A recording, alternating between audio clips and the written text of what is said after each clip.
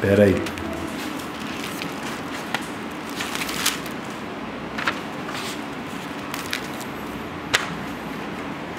Semana passada,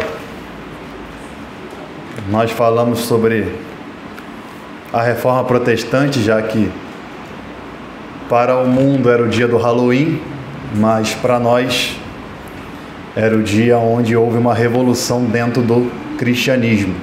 Amém?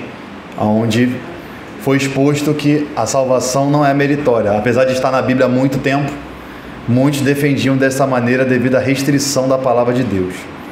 Mas vamos iniciar um novo livro a partir de hoje, né? Vamos começar a falar sobre o livro do Êxodo. Vamos falar da saída do povo do Egito rumo à terra prometida. Há muitos assuntos, há muitas coisas a serem abordadas também no livro do Êxodo. Eu peço que você abra comigo o livro do Êxodo, capítulo 1. É bem provável que vamos ficar mais de um ano aí, só no livro do Êxodo, porque são 40 capítulos, e há muitas informações importantes aqui que precisam ser, bem discutidas. Livro do Êxodo, capítulo 1, versículo 14. Todos acharam? Esse fica fácil, né? O segundo livro da Bíblia é mais simples de achar, né? Se perguntar aqui Ageu, Abacuque, Joel, aí fica mais complicado. Mas Miqueias, agora Êxodo fica mais simples, né? Êxodo capítulo 1, versículo 14 diz assim: E lhe fizeram amargar a vida com dura servidão, em barro, em tijolos, com todo o trabalho no campo, com todo o serviço que tirania os serviam. Amém? Vamos orar, vamos falar com Deus. Seu Deus e Pai, a sabedoria vem somente de Ti. O rei Salomão entendeu que não bastava ter dinheiro, fama, poder e status. Sem a sua sabedoria, ele nunca conseguiria governar um reino. Ele nunca conseguiria liderar pessoas. E se tarefas, Pai, que aos nossos olhos são simples, não são realizadas sem o Senhor, a Sua palavra, que é muito mais importante, ela necessita do Teu Espírito. Te pedimos nessa manhã, Pai, que o Senhor fale conosco, fale através da Sua palavra, use a vida, meu Pai, do pregador, para que as palavras fiquem em nossos corações, que temos um coração, meu Pai, de carne, um coração receptivo, com uma terra fértil, Pai, que espera a preciosa semente. Fale conosco, Pai, de maneira profunda e contundente. Estamos aqui, ó Pai, para ouvir sim a Sua voz e aprender com o Senhor. Que nada venha tirar nossa atenção, Pai, que nenhum pensamento venha a ser vagante, meu Pai, ao ponto de tirar a atenção da Tua palavra. Nos ensine nessa manhã, Pai, fale com o Teu povo. Estamos aqui para ouvir a Sua voz. Essa é a nossa oração em nome de Jesus. Amém e graças a Deus. Amém. Meus irmãos, semana passada, pode sentar. Você que esteve aqui presente ouviu um pouco sobre a história bíblica, ou a cronologia bíblica. Você ouviu um pouquinho sobre de Adão até Paulo e consequentemente ouviu até os mártires da igreja, os reformadores, homens que foram fundamentais no cristianismo que conhecemos hoje. Mas há uma história na Bíblia muito conhecida e também muito fatídica, que é a história do povo de Deus.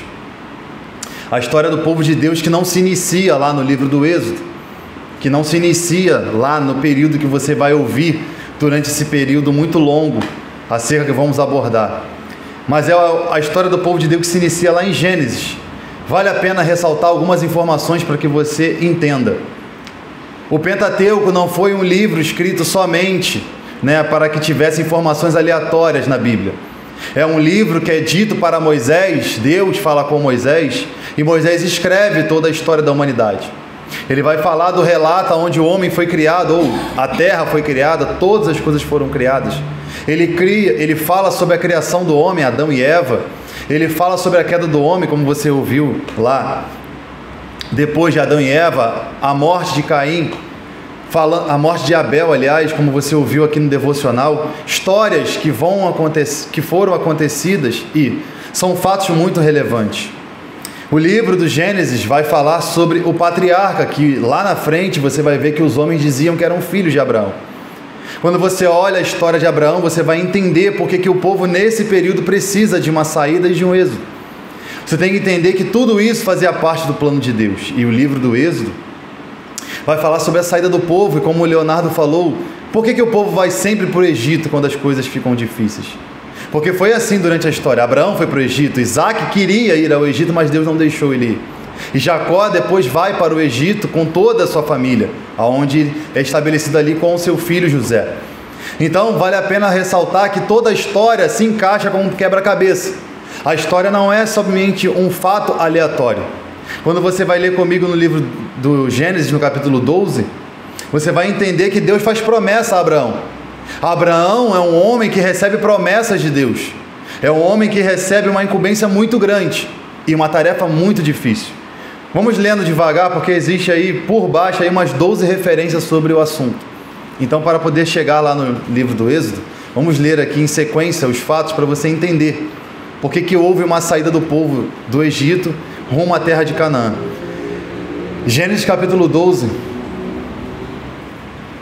Sei que você sabe muito bem a história, mas vale a pena você ler um pouquinho. Gênesis capítulo 12, versículo 1.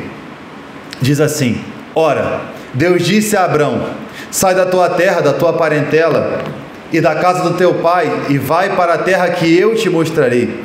Farei de ti uma grande nação, te abençoarei e te engrandecerei o teu nome. Se tu uma benção, abençoarei os que te abençoarem, e amaldiçoarei os que te amaldiçoarem. Em ti serão benditas todas as famílias da terra. Você vê que Deus chama esse homem até esse momento chamado de Abrão, porque depois ele muda o nome dele para Abraão, porque estabelece um novo governo sobre a sua vida, assim como ele mudou o nome de Jacó para Israel, estabelecendo uma nova era e um novo governo sobre ele. É por isso a mudança de nome na vida de Abraão e também do próprio Jacó. Você vê que Deus chama Abraão e fala para ele: sai da tua terra e da tua parentela, sai da casa de teu pai e vai para uma terra que eu te mostrarei. Você vê que Deus não diz para ele que ele tem que sair de um ponto A para um ponto B, mas diz para ele acreditar que ele seria levado para um local melhor do que ele vivia na casa de seu pai. Vale a pena ressaltar que Abraão vive numa terra idólatra. Ele vive lá na terra de Ur dos Caldeus, ou como lá no livro de... No livro de Hebreus diz na terra de Ur dos Caldeus. Então, você percebe que Deus chama Abraão para ele sair daquele meio idólatra e sair daquele povo. Sair de perto do seu pai, porque era necessário uma transformação em sua vida. Mas Deus fala para um homem idoso que faria ele pai de uma nação. Ele não está falando para um jovem como eu, Juan, como Jennifer, como todo mundo que é jovem, que ainda pode gerar filhos. Deus está prometendo algo para um homem que já é avançado de idade, ou algo ilógico na mente de Abraão. E aí, depois, lá no versículo 10, Abraão desce para o Egito em toda aquela história, mas no capítulo 13 de Gênesis, pula só uma página, Deus vai prometer a terra de Canaã para Abraão. Gênesis capítulo 13, versículo 14. Vamos ler de maneira mais acelerada para você entender e também para que você tenha ciência sobre isso. Tenha um pouco de paciência comigo. De manhã o raciocínio realmente é ruim, mas daqui a pouco ele vai enganjar. Versículo 14 diz assim, Gênesis 13, versículo 14. Disse o Senhor a Abrão: depois que Ló separou dele, ergue os olhos e olhe de onde estás para o norte e para o sul, e para o oriente e para o ocidente, ou para os 4 cantos da terra, né? Porque toda essa terra que vês eu te darei, a ti e a tua descendência para sempre. Farei a tua descendência como o pó da terra, de maneira que se alguém puder contar o pó da terra, então contará também a tua descendência. Levanta e percorre essa terra o seu comprimento e na largura, porque eu te darei. E Abraão, mudando as suas tendas, foi habitar nos carvalhais de Manre, que está junto a Hebrom, e levantou ali um altar ao Senhor. Você vê que Deus promete a terra de Canaã para Abraão, ou até esse momento para Abrão. Ele promete que a terra do norte, do sul, do oriente, do ocidente, ou norte, sul, leste, oeste, toda aquela terra era prometida para Abraão, mas mais uma vez Deus fala para ele da sua descendência. Ouvindo sobre descendência, olhando na ótica natural, ainda parece loucura. Porque Abraão está ouvindo todas essas promessas e ele creu nisso, como diz Hebreus, e isso lhe foi imputado por justiça. Abraão é aquele homem que acredita na voz do Deus invisível, mas real. É por isso que há uma discrepância muito grande quando Jesus fala para aqueles homens no período que ele viveu na terra, que se eles fossem filhos de Abraão, eles acreditavam nele. Porque Abraão não viu uma manifestação visível na sua frente, mas ainda assim creu. Os homens estão enxergando o próprio Messias e não creem que ele é o Filho de Deus. Então Abraão é aquele que escuta Deus falar e toma isso para si. Mas você sabe muito bem que a história mostra que não é num período curto de tempo que as coisas acontecem. E aí, esperar não é algo fácil. Sim ou não? Esperar é difícil. Esperar o ônibus, não é? Esperar no restaurante. Você já viu o domingo quando você sai para almoçar? Você senta no restaurante doido para comer, não é? Aí você pede a comida, irmão, passa 1 hora e nada do garçom, não é? Você pediu, sabe, aquele peixe, aquela coisa maravilhosa, aí você vê só saindo carne de lá de dentro da cozinha, não é? Você fala, não é possível. A fome apertando, né? Doido para comer alguma coisa, só sai carne, frango, carne. Cadê o peixe, meu Deus? E a fome aperta aquela vontade toda a mais. Deus não se fez negligente na sua promessa, mas mostrou para Abraão que a fé é assim. É crer em algo que não está sendo visual, mas que está acontecendo lá no oculto, ou nos planos de Deus que não são diante dos nossos olhos. Abraão recebe a promessa e crê, capítulo 15. Vamos para frente. Só que esperar é difícil, porque depois de tudo isso, Abraão se encontra com Melquisedeque o abençoa, que é lá o rei de Salém. Tem toda aquela história, mas o tempo é cruel. Quando o tempo vai passando e as coisas não vão acontecendo, começa a bater angústia no coração. Abraão está vendo as coisas acontecerem ao seu redor. Sim, ele está rico, as coisas estão fluindo mais. Deus falou no capítulo 12 de Gênesis que ele seria pai de uma nação. E cadê? Não é? E no capítulo 15, Deus começa a animar Abraão, porque é necessário uma injeção de ânimo. Nós que somos cristãos, precisamos sempre de uma injeção de ânimo. Deus fez isso com Abraão, com Moisés, com Josué, com Davi, com Paulo. Muitos homens tiveram uma injeção de ânimo, porque é necessário.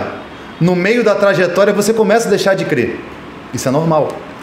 Mas Deus, sabendo de tudo isso, vai começando a injetar em você um ânimo para que você continue, ou um combustível, para que você continue a acreditar no que Ele falou é real e verdadeiro. Capítulo 15, versículo 1. Vamos dar uma lida aí. Diz assim: depois desses acontecimentos, veio a palavra do Senhor a Abrão, numa visão, e disse: não temas, Abrão, eu sou o teu escudo, teu galardão. Será de sobremodo grande, respondeu Abrão.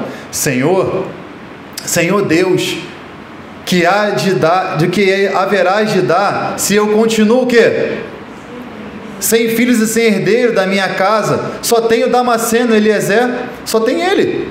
Disse mais a Abrão: a mim não me concede descendência, e um servo nascido da minha casa, da tua casa será herdeiro. Versículo 4. Isso respondeu logo o Senhor, dizendo: não será esse o teu herdeiro, mas aquele que será gerado de ti será o seu herdeiro. Então conduziu até fora e disse: olhe para as estrelas do céu e conte, se é que podes contar. E lhe disse: assim será a tua posteridade.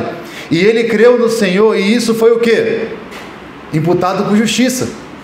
Abraão está dentro de uma tenda, dentro de casa, angustiado e amargurado, porque o que Deus falou lá atrás ainda não aconteceu.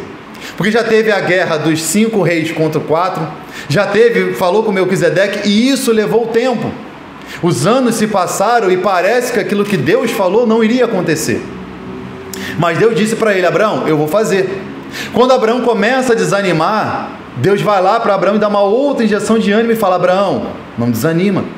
Eu disse para você que faria, mas eu preciso ensinar você a esperar. E como eu disse anteriormente, esperar é muito difícil.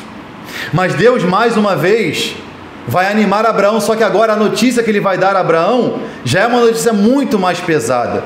No versículo 12, ainda do capítulo 15, diz assim: tenha paciência. Você precisa entender por que o povo saiu, porque para sair precisou entrar. Então, Deus vai explicar para ele como que as coisas vão acontecer e por que essa demora toda. Versículo 12 diz assim: ao pôr do sol caiu um profundo sono sobre Abrão, e grande pavor e cercada de trevas acometeram. Então lhe foi dito, sabe, com certeza que a tua posteridade será o quê? Peregrina em terra alheia, e será reduzida ao quê? A escravidão. E será afligida por quantos anos? 400 anos. Mas também julgarei a gente que tens a sujeitar-se, depois sairão com grande riqueza. E tu irás para teus pais em paz, e serás sepultado diante da tua ditosa velhice. E na quarta geração tornarão aqui, porque não se encheu ainda a medida da iniquidade dos amorreus. Deus fala para Abraão: olha só, a sua descendência será peregrina lá em terra estranha. Eles vão ficar lá 400 anos, mas espera aí, Abraão tem filho ainda? Não tem. E Abraão não é um garoto de 30 anos, de 20 anos. É um idoso para mais de 70. Como que Abraão vai continuar acreditando que a descendência dele será peregrina se nem filho ele tem? E a única imagem que ele tinha de filho ou alguma figura paterna era em Ló, que é o que ele leva, que é filho do seu irmão, e depois ele olha para o seu criado, o Damasceno Eliezer. Então o cenário para Abraão realmente é um cenário que ninguém iria acreditar. Mas Deus fala para ele que da descendência dele viria uma grande nação, e ele seria pai de uma nação, mas que essa nação seria peregrina em terra estranha. E aí, quando vamos avançando na história, no capítulo 21, Gênesis 21, gente, é só Gênesis. Você não vai pular para lado nenhum hoje, é só Gênesis e depois o Êxodo. É só Gênesis. Você vê que o tempo passa e parece que Deus esquece do que fala, não é? Por exemplo, alguém já fez capitalização no banco? Você vai pagando, e às vezes você até esquece que tem. Um dia o banco te manda uma mensagem e fala: tem, sei lá, R$2.000 para você resgatar. Olha como é que cai em boa hora. Às vezes você estava precisando daquele dinheiro para pagar uma conta, resolver um problema. O tempo está passando, e Abraão está ficando idoso. Nesse meio tempo, Sara dá o conselho para Abraão se deitar com a escrava, com H, que é onde nasce o Ismael, e você sabe muito bem da história. Só que Deus disse para Abraão que dele seria uma nação, mas não falando de se deitar com a escrava, mas com a sua esposa Sara. Porque é assim que ele promete para Abraão. Por isso que ele muda também o nome de Sara, porque Sara ficou rindo, não como um deboche, mas como alguém. Como é que você vai acreditar que uma coisa vai acontecer onde o cenário é impróprio? Por exemplo, se você plantar no piso uma semente, qual a probabilidade de nascer? Nenhuma, porque não tem nutrientes no cimento. Ou tem? Não tem. Você vê que às vezes nascem umas pequenas plantinhas numa fenda de um concreto. Você vê que nasce às vezes na beirada de um viaduto, porque ali conseguiu acessar um pouco de terra. Mas no concreto, o que Deus fala para Abraão é como se ele tivesse que plantar uma semente no concreto e acreditar que fosse nascer. É algo sobrenatural e algo ilógico, mas o Deus que chamou Abraão, sustentou-lhe até esse momento, é o mesmo Deus que vai fazer Isaac nascer. E aí, no capítulo 21, no versículo 1, diz assim: visitou o Senhor a Sara, e como ele dissera, o Senhor, ele fez o quê? O que ele fez, gente? Lê aí, crente. Visitou o Senhor a Sara, e como ele dissera, o Senhor fez o quê? Cumpriu o que havia lhe prometido a Sara. Concebeu a luz a um filho, concebeu a luz a um filho a Abraão, em sua o quê? Velhice, no tempo determinado que Deus lhe o quê? Lhe falara. Você vê que a Bíblia é enfática em dizer que visitou o Senhor a Sara. Então o problema não era Sara, o problema não era a idade, o problema era o tempo que Deus fez eles esperarem para entender que toda a história deles estava debaixo do governo e da mão de Deus. Porque para Deus não existe impossível. Abraão é a prova disso. Porque você não consegue imaginar uma senhora de 90 e tantos anos com uma criança no colo, não é? Se você olhar, você vai dizer o quê? É neto, bisneto, tataraneto. Agora, filho, olha o cenário que ela está vivendo. Olha bem a dimensão das coisas que eles estão vendo. Mas, para Deus, a promessa tinha que se cumprir e acontecer, independente do tempo. Se eles tivessem que viver 200 anos, para no 201 nasceu Isaac, assim nasceria. E aí, você vê que Deus visita, é uma coisa linda, nasce aquela coisa toda, lá na frente Deus pede Isaac. E aí, Abraão, o pai da fé, aquele que creu, leva Isaac ao monte. Você sabe muito bem da história. Ele diz para os criados que iriam descer. Você lembra muito bem. Isaac vai crescendo debaixo desses preceitos, aprende com Deus e também com seu pai como que as coisas funcionam. E aí, depois de tudo isso, capítulo 25 de Gênesis também,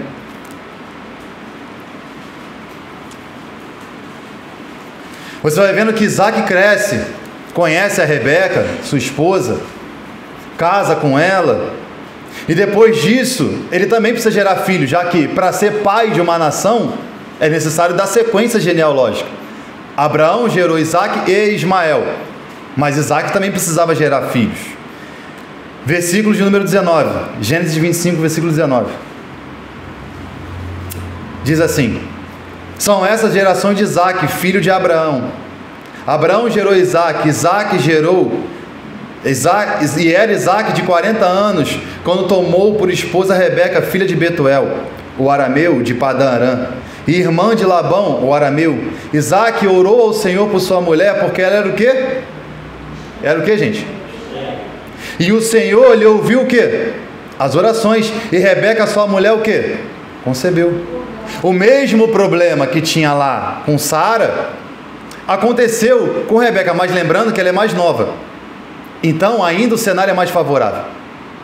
Para Abraão, ali podia ser algo ilógico, porque eles eram idosos, mas para Isaac e Rebeca, não. Isaac tem 40 anos, e Rebeca ali aproximadamente quase a mesma idade.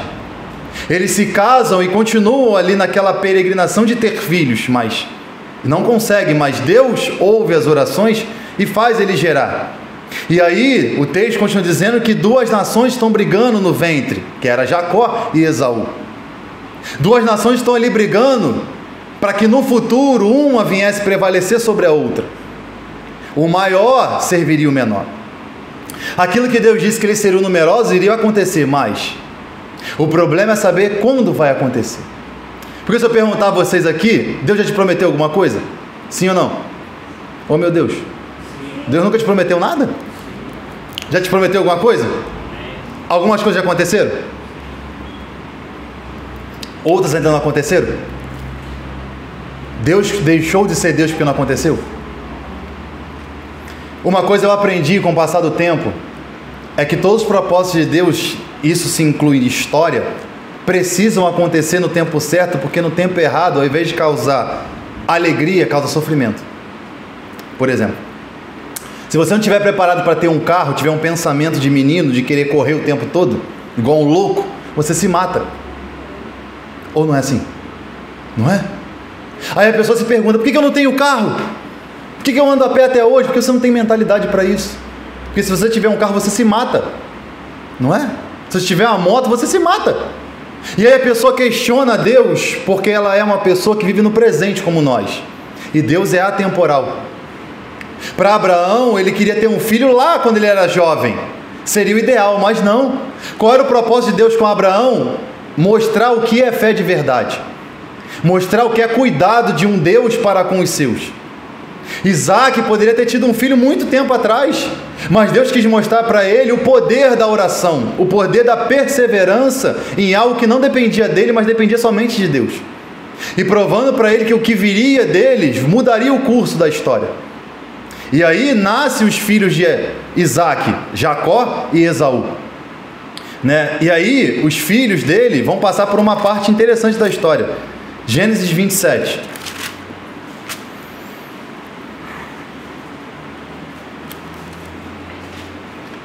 Isaac vai envelhecer com o passar do tempo. Só que há uma negligência na história quando se diz o assunto da primogenitura, porque quem nasce primeiro é Esaú. Mas o abençoado era Jacó. Só que tentam mudar o curso da história e não conseguem. Porque nesse meio tempo, Isaac quer abençoar Esaú, porque Esaú era próximo dele. Esaú tinha algumas características mais próximas do próprio Jacó. E aí ele quer abençoar esse homem, mas para Deus não existe mudança naquilo que ele decretou. Para Deus, o que ele disse lá atrás vai acontecer, independente de como a história vai seguir. E aí tentam abençoar. A primeira parte da história é naquele quisado que você sabe muito bem. Quando Esaú chega da caçada e Jacó oferece uma barganha para ele. E ele vai lá e aceita. Por que ele aceita? Porque na cabeça de Esaú ele já era aceito por Jacó. Ele era convicto que o pai iria abençoar porque ele era mais amado do que seu irmão. Isaac amava muito mais a Esaú do que a Jacó. E é por isso que ele troca o prato, por causa da primogenitura. Depois a sua mãe escuta isso e leva para ele e fala: prepara lá um prato que teu pai vai te abençoar. O pai abençoa, causa uma guerra terrível na família. Uma dissensão muito grande. No capítulo 27, ele vai abençoar o seu filho. Ele abençoa o Isaac. O Isaac abençoa o Jacó, para que ele fosse pai de uma grande nação, mas ele tem que ir embora dali, porque o seu irmão quer matá-lo. Nesse meio tempo, ele vai para o deserto. Ele vai no caminho, porque da onde ele estava de Canaã até lá para Arã são aproximadamente 800 quilômetros, que dá mais ou menos aqui como daqui lá no começo de Minas, tá? Mais ou menos isso. Se você andar daqui na estação já é muito, não é? Você já andou daqui da estação? É perto. Mas dependendo do dia você se sente cansado. Ou se você andar daqui é o pingo d'água. É longe, não é? Ou não? Não é? Daqui a Santa Cruz. Daqui do outro lado. Ele anda 800 quilômetros para ir embora. Mas nesse meio tempo ele faz um voto com Deus. E Deus expõe para ele que estaria com ele, faria ele regressar de volta à sua terra. Ele seria abençoado. Deus faz diversas promessas. E está tudo isso no capítulo 27. E no capítulo 28, vira a página aí. No versículo 10 diz assim: partiu Jacó para Berseba e seguiu ali para Arã, e tendo chegado num certo lugar, passou ali a noite, pois já era o sol posto, ou no entardecer. Tomou uma das pedras para o lugar e fez seu travesseiro, e se deitou ali mesmo para dormir. E sonhou: eis que posta na terra uma escada, cujo topo atingia o céu, e os anjos de Deus subiam e desciam por ela. Perto dele estava o Senhor, e lhe disse: eu sou o Senhor, Deus de Abraão teu pai, e Deus de Isaque. A terra que está deitada eu te darei a ti e a tu o quê? Só que ele não é casado ainda, não é? Ele não tem esposa, ele não tem nada ainda, não tem nem família. Tudo que ele tinha ficou na casa de seu pai. Ele ainda está indo para a casa do seu tio, ser peregrino lá e ser funcionário do seu tio. Mas Deus está prometendo para ele que daria descendência para o Jacó. A tua descendência será como o quê? Pó da terra. Estende-a para o ocidente, para o oriente, para o norte, para o sul. Em ti, na tua descendência, serão abençoadas todas as famílias da terra. Eis que estou contigo, te guardarei porque é onde fores, e te farei voltar para a terra, porque não te desampararei, até cumprir aquilo que tenho prometido, ou que havia prometido. Você vê que a mesma promessa que Deus faz para Abraão, falou com Isaac, e está falando com o próprio Jacó. Que a família seria abençoada, todas as famílias da terra seriam abençoadas. A promessa é algo grandioso. E aí, no capítulo 29, lá para o versículo 31, é a página para frente aí.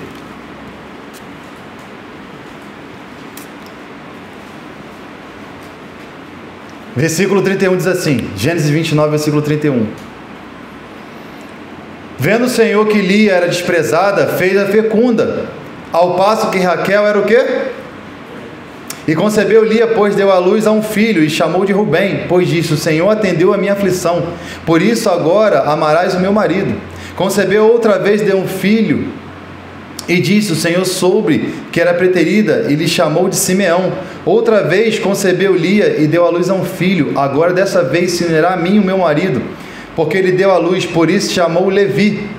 De novo deu à luz a um filho, então disse: esta louvarei o Senhor.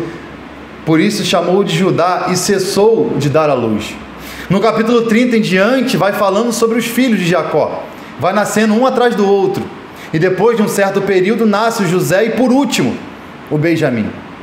E você vendo que Deus cumpriu aquilo que prometeu, deu 12 filhos para o Jacó. É uma coisa maravilhosa. Os filhos dele nascem, crescem, vão viver a sua vida mais.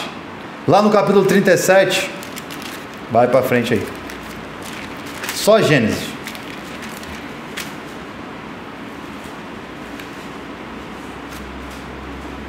Lá no capítulo 37 você vai ver que a história já começa a se afunilar e apontando para esse período. Aquilo que Deus prometeu lá para Abraão, anos atrás, muito tempo atrás, começa a ganhar um corpo ou uma roupagem para começar a acontecer. Porque vale a pena ressaltar que nesse período aqui é um período difícil. É um período que não chove o tempo todo. É um período difícil, tanto para a colheita quanto para o plantio, já que eles viviam muito da agricultura, e também da criação de animais.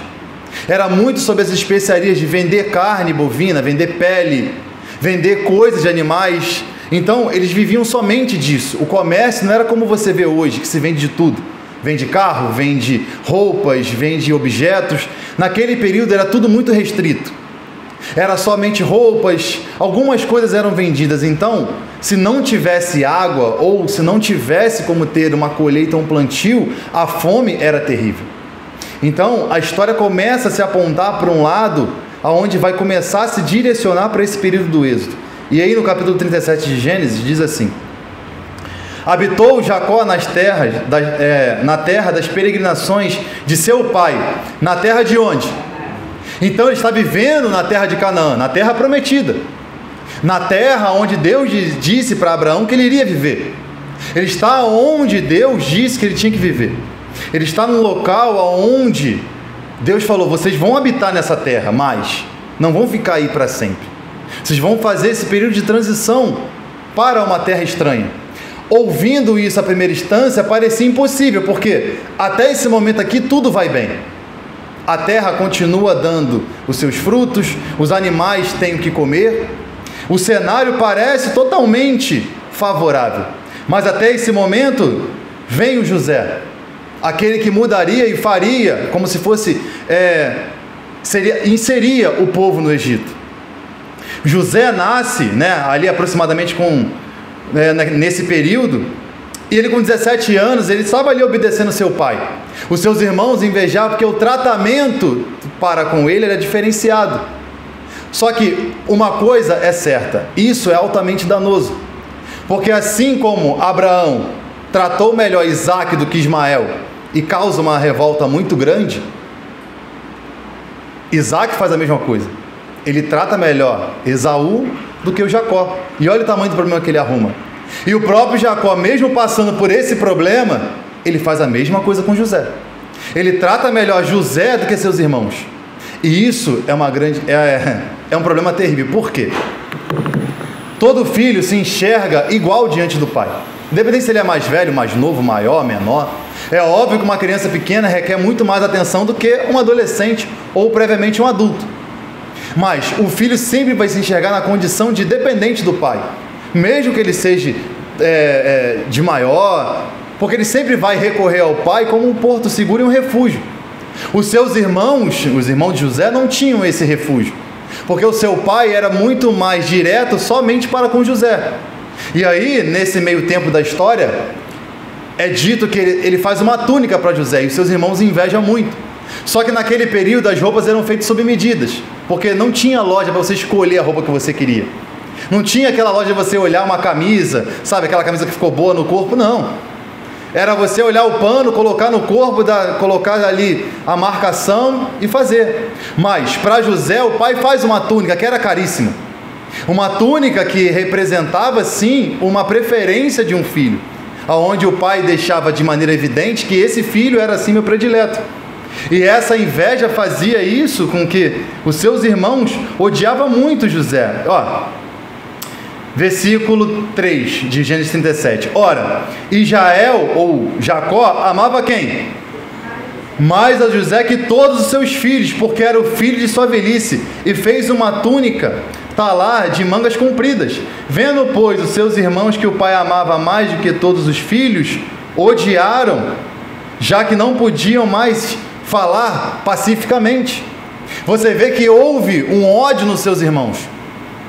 Porque para Israel ou Jacó, José era filho da velhice, aonde ele não podia mais conseguir gerar filhos, nasce José.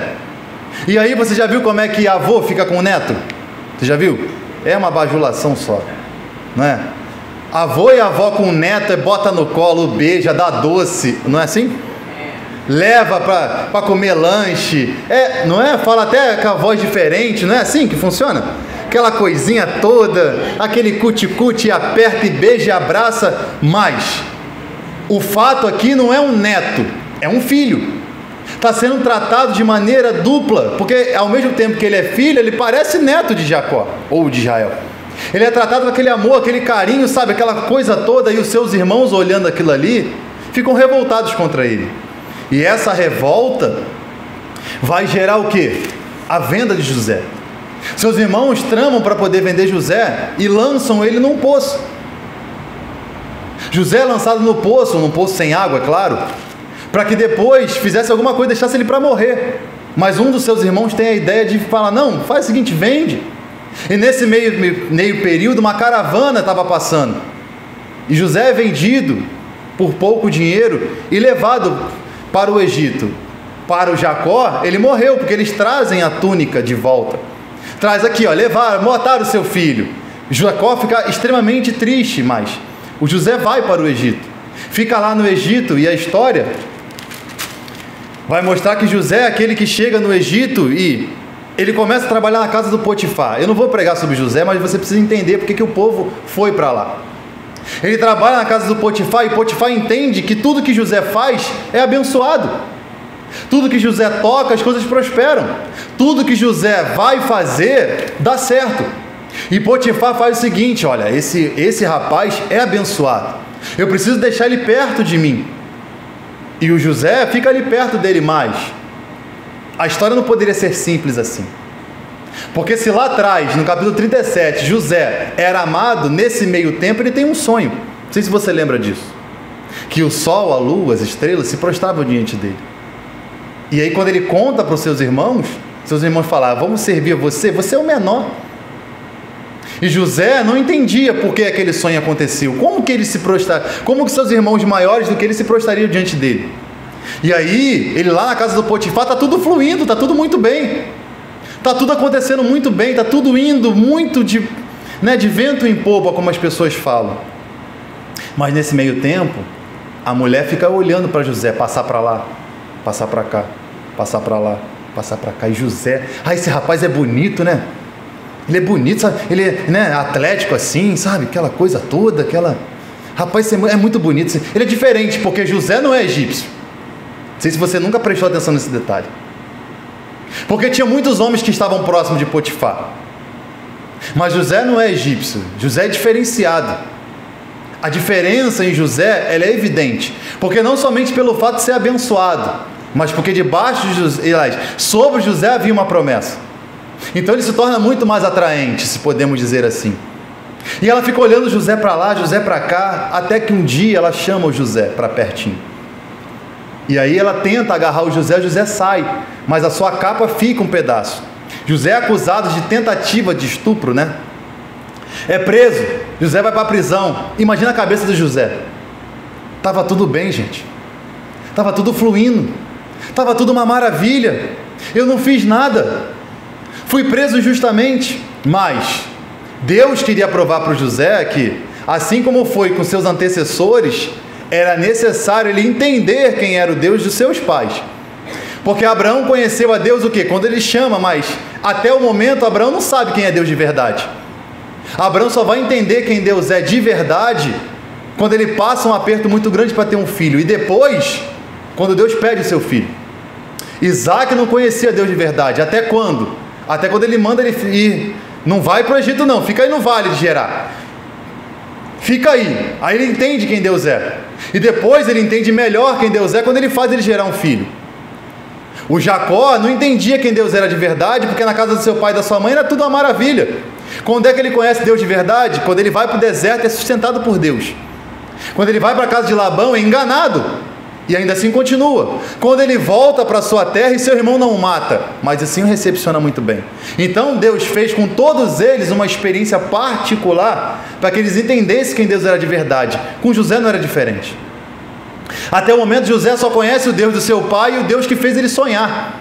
Nesse momento aqui, José está entendendo que Deus é de verdade. E aí, ele está na prisão preso, né? Óbvio. E aí... Está lá o José, imagina o José olhando para um lado, olhando para o outro, fala, rapaz, ninguém vai me tirar daqui não. E tem dois companheiros de cela que tem um sonho, e ele era aquele que interpretava sonho. Primeiro ele interpreta do copeiro, um vai morrer, e o outro vai ser restituído. Os dois homens saem, mas antes de sair José fala para eles, quando você chegar lá fora, você lembra de mim, tá? Não se esquece não que eu interpretei seu sonho, tá? Pode deixar, José. O que aconteceu? Esqueceu. Quem é que fez esquecer? Deus. Porque se José sai nesse momento aqui, ele ia sair porque ele interpretou o sonho. Deus falou, não é assim não. Tu vai sair quando eu fizer ele lembrar. E se passa aproximadamente uns 2 anos, em média. 2 anos José lá dentro da prisão, esquecido. Ninguém lembra do José. Ninguém sabe que José existe. Porque o homem sai de lá, ele fica tão eufórico que é restituído e o outro morre, que ele nem lembra do José. José? Não lembro mais. Deus fez Faraó também ter um sonho. E ninguém interpreta. Quem é que fala do sonho? Ninguém consegue falar do sonho. Aí, a ciência diz algo chamado insight, que é se lembrar de algo do passado que você já ouviu. José é lembrado, tem um rapaz lá na prisão, é verdade, ele interpreta sonho, é o tal do José, manda chamar ele lá, manda ele tirar a barba, apresentar diante de Faraó, e ele conta para Faraó tudo o que iria acontecer. Resumindo a história, o Faraó olha para José e fala, a mesma coisa que Potifar viu, esse rapaz é abençoado, vou colocar para ser um grande aqui dentro. Coloca José para ser o governador, ou o que é chamado na Bíblia, Zafenat Paneí, o salvador do mundo. José cresce muito bem, mas ainda está faltando uma parte na história. O povo ainda precisa ser peregrino na terra. E qual a maior forma de fazer o povo se redirecionar? Fome. Não é? É fome. Se aqui não está rendendo, vamos para outro lugar. Por exemplo, comércio. Tem loja que a pessoa abre aqui e não dá certo. Vou te dar um exemplo bom. McDonald's é um sucesso, não é? No shopping. Toda vez que você vai no shopping tem alguém comendo no lanche do McDonald's, não tem? Essa que tinha aqui na esquina fechou. Não é? Não tinha McDonald's aqui na esquina, gente? Você nunca viu ali? Na subida do viaduto?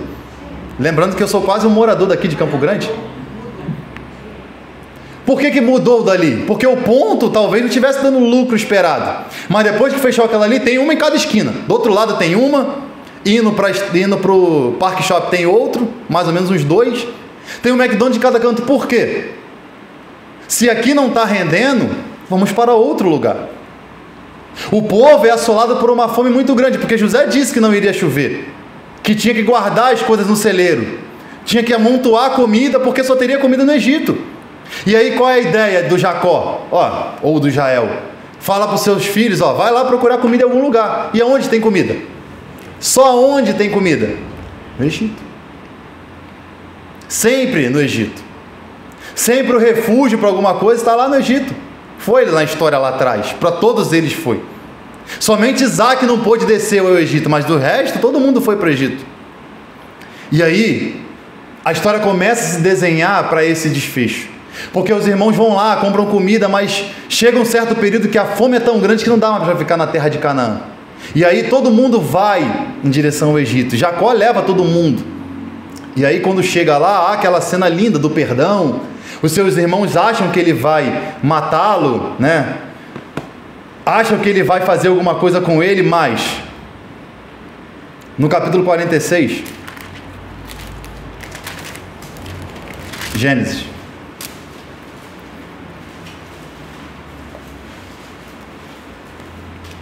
diz assim: partiu, pois, Israel com o quê? Tudo que possuía, e veio a Berseba e ofereceu sacrifícios a Deus de Isaque, seu pai. E falou Deus a Israel: em visões de noite, disse Jacó, Jacó, ele respondeu, eis-me aqui. Então disse, eu sou Deus, Deus do teu pai, não temas, e desces para onde? Para o Egito. Quem é que mandou ele para lá? Ué, gente, quem é que mandou ele para lá? Deus. Falou, não tem jeito não, tá? Aí não dá para ficar mais, desce para o Egito. Ou em outras palavras, vai cumprir o que eu disse, vai cumprir aquilo que eu falei, desce para o Egito, que se você ficar aí você morre de fome.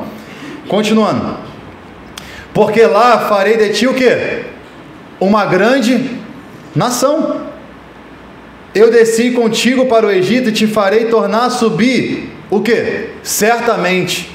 Deus está falando para o Jacó ou para o Israel, desce lá para o Egito que lá você vai multiplicar mais, você não vai ficar lá para sempre não, tá? No mesmo jeito que você desceu, você vai voltar. No mesmo jeito que você está descendo, você vai regressar. E aí no capítulo 50, versículo 22, José habitou no Egito, ele e a casa de seu pai, viveu 110 anos.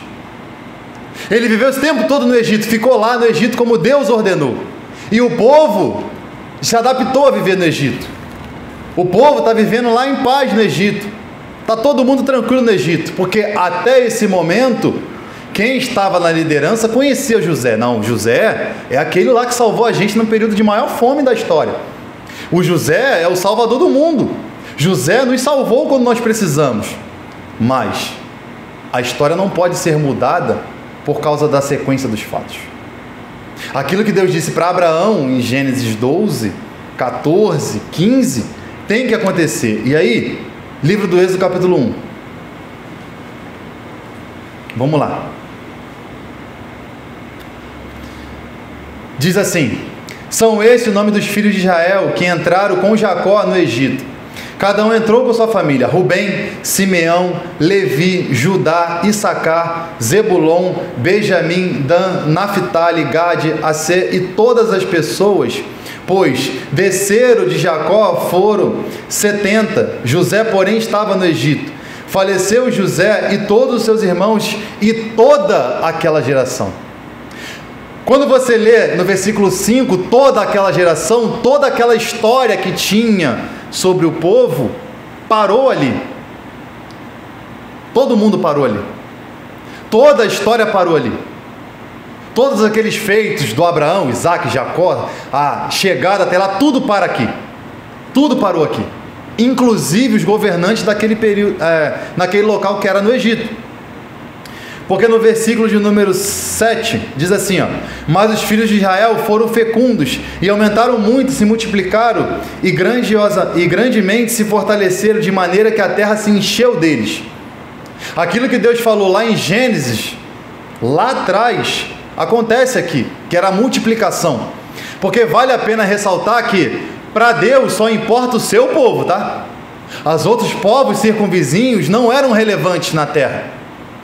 Quando Deus tinha falado de a multiplicação para o seu povo, lá em Gênesis, é óbvio que falando de uma larga escala e depois há uma polarização nas descendências, mas quando Deus fala da multiplicação do seu povo, Ele está falando desse período aqui para frente. A promessa de Abraão para frente, e depois é chamado dos filhos de adoção, que você vê em João 10, e Paulo vai relatar também lá em suas cartas. Beleza? Então, toda a história, todo o legado para por aqui. Tudo que o povo sabia parou quando José morre e quando todos morreram. E aí, versículo 8, começa a se desenhar a história. Entremente, se levantou um novo rei sobre o Egito, que o quê? Não conhecer a José. E disse ele a seu povo: eis que o povo de Israel é mais numeroso e mais forte que nós. E usaremos de sobremodo astúcia para com eles, para que não se multiplique e não seja caso que, vindo guerra, ele se junte com os nossos inimigos e peleje contra nós e saia da terra. Você vê que é levantado um novo rei, ou levantava um novo governo sobre o Egito. E esse governo não conhecia José, não sabia dos feitos de José, não sabia a importância do povo de Deus dentro daquela terra. E aí eles dizem: não, vamos usar de astúcia ou a arte do engano, vamos enganá-los, vamos enganar esse povo, porque eles estão se multiplicando muito, eles são numerosos. O povo é muito mais forte que o governo, mas o povo prefere ser refém do governo do que lutar pelos seus direitos. Ou não é assim que você vê no país? Não é? Quantos políticos tem em Brasília? Um número muito reduzido. Quantos somos nós, a nação? Enorme. Mas ao invés do povo lutar pelos seus direitos, o povo vive alienado e polarizado com o candidato A, B ou C. Porque as pessoas não defendem o certo, defendem os seus próprios interesses. Eu vou apoiar esse candidato aqui porque ele defende a minha causa. Não. Tem que ser a causa como um todo. Porque não basta somente um pedaço. É necessário todo um contexto. Todo o contexto foi apagado quando José morre e seus irmãos morrem. E agora se levanta um homem que pensa: não, peraí, mas se eles se multiplicar, eles podem se rebelar contra nós. Porque, na teoria, os egípcios eram mais fortes. Porque aqui você não está vendo guerreiro, você está vendo homens comuns. E os egípcios eram treinados para a guerra, mas eles tinham medo, porque o contingente faz muita diferença. O poder da rebelião faz muita diferença. E aí eles tinham medo que, se alguém fosse invadir a terra, eles se juntassem contra os inimigos, aniquilassem os egípcios e fossem embora, porque era lucrativo. O governo egípcio vê o povo de Deus como um comércio e um lucro, porque eles são numerosos e poderosos, mas eles são alienados. Vou te dar um negócio bom aqui. Na novela das 9, eu assisto porque tem o horário que eu estou jantando. Na novela tem uma igreja, tem um pastor. Depois você vê. Às vezes as pessoas são ignorantes ao ponto de achar que você não aprende vendo algumas coisas. E algo me chamou a atenção ontem quando eu estava vendo a novela. Das 9. Eu não lembro. Eu não lembro. 3 graças. 3 graças. E é interessante que tem uma igreja na novela. Tem um pastor na novela. E você vê a forma dele falar é idêntica. Tem a filha dele que toca teclado e canta na igreja. Ela tem uma doçura na sua fala. É uma coisa esplêndida. E eu fiquei observando. Falei, mas é estranho isso. Nesse meio tempo, a emissora faz campanhas sobre conferência de gospel. Inclusive ontem no próprio jornal teve uma banda gospel cantando, falando sobre Jesus, é claro. Mas dos últimos tempos para cá, nunca se foi inserido tão grande o meio gospel no meio de uma emissora secular como tem sido agora. Por quê? É lucrativo. Dá dinheiro. Para o governo egípcio, isso dá dinheiro. Então o que é muito mais fácil? Trazer eles para perto, porque eles são um comércio de lucro. E qual é a maneira de fazer ele estar perto? Escravizá-lo, porque o escravo não tem direito. Não é? O escravo não tem direito. E aí se promovem coisas que parece que estou abraçando a causa. Porque o pastor prega, ele fala, ele ensina, ele ajuda, está tudo na novela, gente. Depois você vê lá. Está tudo lá. Só que é um ator. O que me chamou a atenção é que é um ator. Não é um pastor de verdade. Porque na mesma novela ele é assim, mas se ele fizer um outro trabalho, ele é um outro personagem. E aí você vê que o sistema coloca personagens para ganhar dinheiro. Porque ele sabe que se esses personagens forem embora, o lucro vai embora. O governador do Egito, o líder do Egito, o faraó, está pensando, não, eles não podem sair daqui. Eles têm que continuar aqui, porque eles têm que continuar alienados ao meu sistema. Versículo 11. E os egípcios puseram sobre eles feitores de obras para afligir com suas cargas. Começaram a fazer o quê? Trabalho. Vamos trabalhar. Tem que trabalhar. Vamos botar carga sobre eles, vamos botar peso sobre eles. Vamos botar peso, por quê? Isso é lucrativo. Eles conseguem construir, fazer construções, eles trabalham com isso. Eles conseguem fazer algo muito melhor do que nós. Nós não conseguimos montar esse tipo de coisa, mas eles conseguem. E aí, continuando, e os israelitas edificaram a Faraó cidades, celeiros, né? Pitom e Ramsés, que está ali perto da região de Delta. Era um local onde era favorável para a agricultura. Então ele pega aquele povo e fala assim: não, esse povo não pode ficar aqui ocioso. Esse povo não pode ficar aqui olhando para o nada. Vamos fazer o seguinte, vamos colocar opressão sobre eles. Vamos fazer eles sentir o peso do que é estar aqui dentro. E aí, continuando. 12. Mas, quanto mais os afligiam, tanto mais se multiplicavam, e tanto mais se espalhavam, de maneira que se inquietava por causa dos filhos de Israel. Quanto mais o faraó oprimia, mais o povo se multiplicava, porque não era por causa de faraó, é por causa da promessa de Deus sobre o povo. Não adiantava o faraó bater, não adiantava o faraó oprimir, porque mais que o povo trabalhasse 14 horas por dia, eles continuavam se multiplicando. Deus dava vigor para as pessoas a continuar a se multiplicar na terra, porque era assim que Deus disse, assim que Deus prometeu. Por mais que vamos ser afligidos pelo sistema desse mundo, não vamos deixar de continuar rendendo o que podemos render, porque o sistema oprime, não é? Recentemente aí o café estava R$50 em alguns lugares, aquele café premium, né? Não aquele café que você bota lá e ele só suja a água. O azeite estava uns R$60, né? O pessoal estava botando óleo de cozinha na comida, porque não dava para comprar azeite, né? O composto. O sistema oprime, mas depois ele faz o quê? Dá um alívio. Hoje em dia o azeite está R$27, né? O café já baixou, está ali os 20 e pouquinho. Porque ele oprime, depois ele alivia. Para quê? Para ganhar o coração do povo.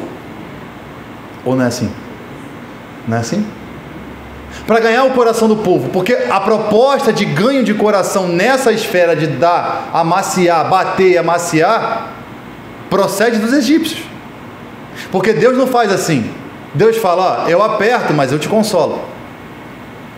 Eu mato e faço viver. Eu crio a ferida e eu curo. Só que o sistema egípcio, ele tem medo de perder aqueles que dão lucro. Ele tem medo de perder aqueles que são alienados a coisas ou a subterfúgio. E os egípcios estão ali espantados. Por que eles são assim? Eu bato, eles continuam dando fruto, continuam dando. E aí, versículo 13. Então os egípcios com tirania fizeram servir os filhos de Israel. Com tirania, é chicotada, é batendo, é oprimindo. Versículo 14. E lhe fizeram amargar a vida com dura servidão, em barro, em tijolos, e com todo o trabalho no campo, e com todo o serviço que na tirania o serviram. O povo está sendo oprimido, porque Deus fala para Abraão que o povo não vai passar uma colônia de férias lá, o povo vai ser escravo. O povo não podia ir para lá e ficar com a perna para o alto, como viveram no período de José. O povo está indo para lá para sofrer, do jeito que Deus falou. Tudo que Deus prometeu está se cumprindo. A promessa feita por Deus está se cumprindo. O povo está sofrendo. O povo está sendo massacrado, mas nesse meio tempo, o próprio homem que escreve esse livro é levantado no futuro, que você vai ouvir com o passar do tempo. Deus tem o propósito de levantar um Moisés para que o povo não continuasse escravo sofrendo por esse tempo todo. Mas eles precisavam viver a história que foi dita aos seus pais. E aí, se você falar para alguém que para chegar lá tem que sofrer, ninguém vai querer. Ou não é? Não é não? Eu encerro aqui. Se contasse para Abraão que ele teria que sofrer, ficar angustiado, ficar depressivo para ter um filho, não, melhor não. Deixa para lá. Deixa eu dar uma cena Eliezer aqui, não é? Não, melhor não, não. Se contasse para Isaac que para obedecer a Deus tinha que ficar num vale sem água, quando tu achava um poço, alguém ia lá e entulhava, não podia brigar com ninguém, não é? Porque foi isso que Deus falou com ele. Tinha que acreditar que Deus ouviria a sua oração, porque a sua mulher que amava era estéril. Não, melhor não. Melhor continuar na casa do meu pai mesmo, não é? O Jacó. Se contasse para o Jacó: você vai dar nome a uma nação que é perpétua, Israel, não é? a nação de Deus, o povo de Deus. Mas, para acontecer isso, primeiro, tu vai enganar teu irmão, né? Vai mentir pro teu pai, vai ser conivente com a mentira da tua mãe, vai ter que ir embora com a mão na frente e outra atrás, fala, não quero não. Vai morar com teu tio que vai te enganar, vai casar com a mulher que você não ama, para depois trabalhar mais 7 por aquela que você ama, teu tio vai te enganar de novo, vai embora, teu tio vai atrás de você, vai ficar com medo do teu irmão te matar, não quero não, deixa pra lá. José, você vai ser governador do Egito, é mesmo? Quando? Quando você crescer mais, vai ter que ser vendido. O quê? Não. Vai ter que ser lançado num poço sem água, vai se machucar todo, vai ser caluniado. Aí não. Aí melhor não. Deixa pra lá, deixa eu aqui na casa do meu pai mesmo. Meu pai me ama, meus irmãos me odeiam, mas faz parte, né? Não dá para ser amado por todos, não. Sempre que Deus faz uma promessa, alguma coisa tem que acontecer nesse período. Porque ninguém recebeu promessa de mão beijada na Bíblia. Nem o povo de Deus. Não é? Vocês vão voltar para a terra de vocês. Que maravilha! Mas primeiro tem que ser escravo. Então não dá não. Melhor morrer de fome aqui em Canaã. Não é? Por que se falam muito sobre promessa? Porque é muito mais fácil. A promessa é uma via de mão única que as pessoas falam. Só que a Bíblia diz que não é assim. Deus prometeu para todo mundo alguma coisa, mas alguma coisa nesse meio tempo Ele pediu. Fidelidade, perseverança, resiliência, crença, vontade. Não é?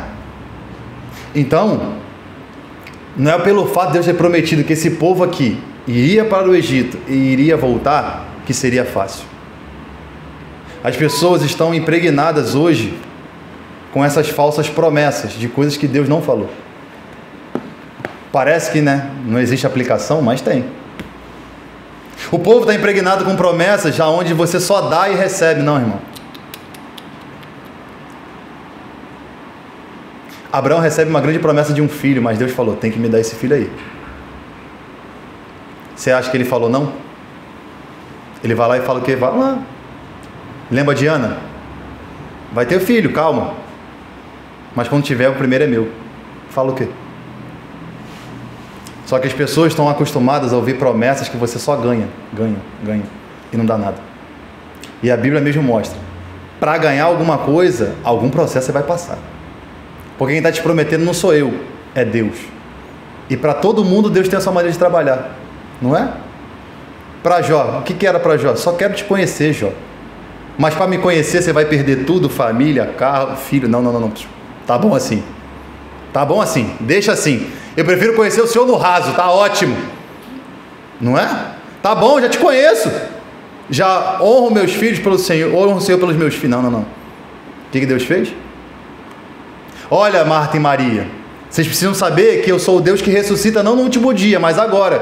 Mas vou ter que matar teu irmão. Não, deixa ele aqui mesmo. Não precisa saber não. Não é? Ou não é assim? Jairo, você é religioso, hein? Você vai conhecer Deus de Jesus de verdade. Mas como? Vou ter que matar sua filha. Não, deixa pra lá. Ou não é assim? Não foi isso que aconteceu? A viúva de Naim está saindo da cidade no cortejo. Só vai me ver porque teu filho morreu. Se ele tivesse vivo, você não ia me ver. Não é assim que acontece?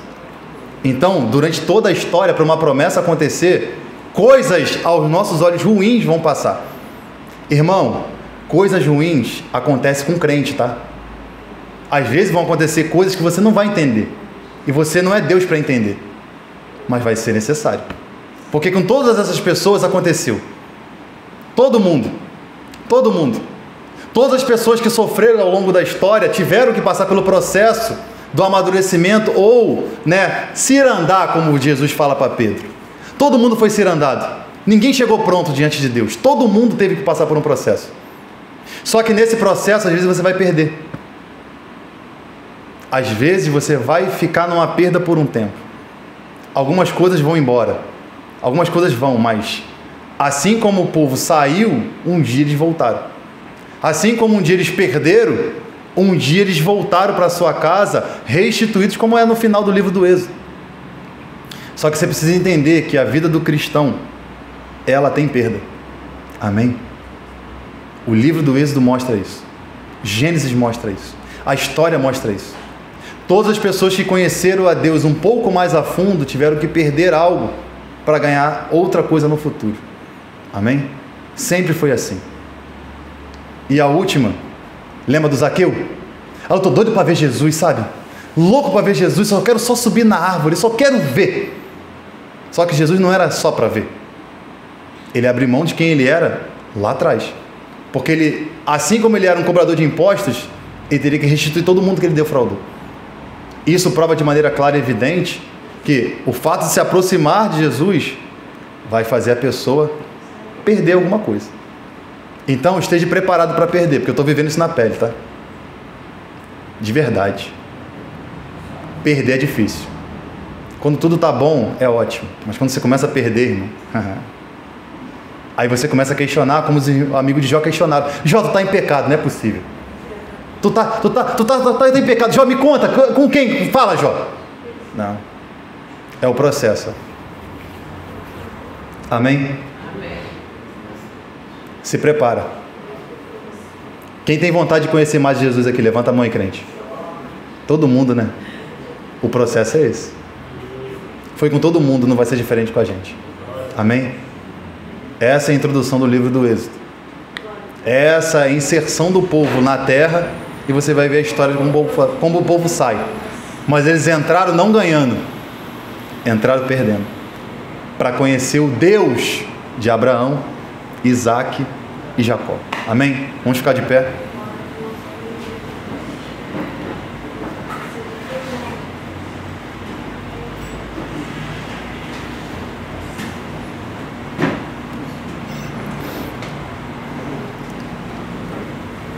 Vamos orar.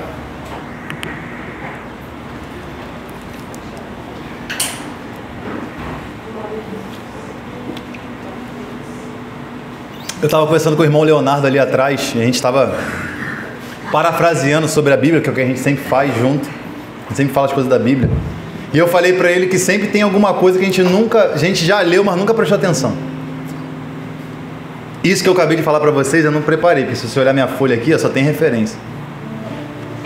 Só isso. E aí você vê como que Deus, para as pessoas, direciona as palavras certas. Uma palavra só atinge todo mundo. Porque a gente está na fase de achar que a gente só vai ganhar. Infelizmente é assim. Só que os dias maus sempre vêm. Os dias ruins, os dias difíceis, os dias que as coisas não se resolvem de maneira fácil. Mas o nosso trabalho é continuar acreditando e aceitar que quando a gente perder, Deus também estará do nosso lado, nos ajudando. E quando a gente ganhar, Ele vai continuar na mesma posição. Amém? Ganhando ou perdendo, o importante é permanecer firme. Vamos orar? Senhor Deus e Pai, nessa manhã, estamos maravilhados com aquilo que o Senhor falou conosco, através de Sua palavra. É verdade, Pai, que a história do Teu povo, a história do povo de Israel, a nação, é uma história linda, meu Pai, mas é uma história com muitas perdas. É uma história, Pai, onde o povo sofreu muito. É uma história, Pai, que o povo perde, sim, coisas até mesmo que eles amavam.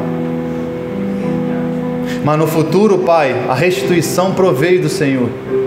No futuro, aquele povo, Pai, que foi castigado e assolado, sim, é consolado por Ti. É o Senhor que faz todos os processos, é o Senhor que faz todas as coisas. O povo, Pai, foi pelo caminho mais difícil, o caminho mais longo, mas aprendeu que o melhor caminho é o Seu. Aprendeu, Pai, que a melhor direção sempre será a Sua. Não estamos aqui, Pai, para questionar os Seus caminhos, mas estamos aqui para pedir força para suportar o processo. Nós estamos aqui, Pai, para dizer se tínhamos que ganhar ou perder, se tínhamos que estar aqui ou ali. Mas estamos aqui, Pai, para dizer ao Senhor que dói, é sofrido. Mas como os discípulos, Pai, achavam que o Senhor estava dormindo no barco, o Senhor estava sob o controle de todas as coisas. O Senhor estava ali, Pai, numa posição de espera para provar para eles que o poder e a autoridade provém somente de Ti. que eles precisavam ser maduros, acreditar e confiar. Nos ajude, meu Pai, a crer todos os dias em suas promessas. Nos ajude, Pai, a olhar sempre a cada manhã como mais uma chance de fazer a sua vontade e também fazer a diferença. Nos ajude, Pai, a olhar para o Senhor como o nosso único refúgio e fortaleza. Não nos deixe, Senhor, a ter os olhos totalmente com escamas, cegos, mas que tenhamos uma mente iluminada por Ti, para que possamos ouvir a Sua voz e compreender que o Senhor está no controle. Que seja ganhando ou perdendo, o importante é sempre estar ao Seu lado. Porque Tu és, Pai, a nossa força, a nossa esperança e a nossa alegria. Essa é a nossa oração nessa manhã, Pai. Obrigado por Suas palavras. Obrigado, Pai, por ainda falar com a Sua igreja. Que todos sejam abençoados por Ti.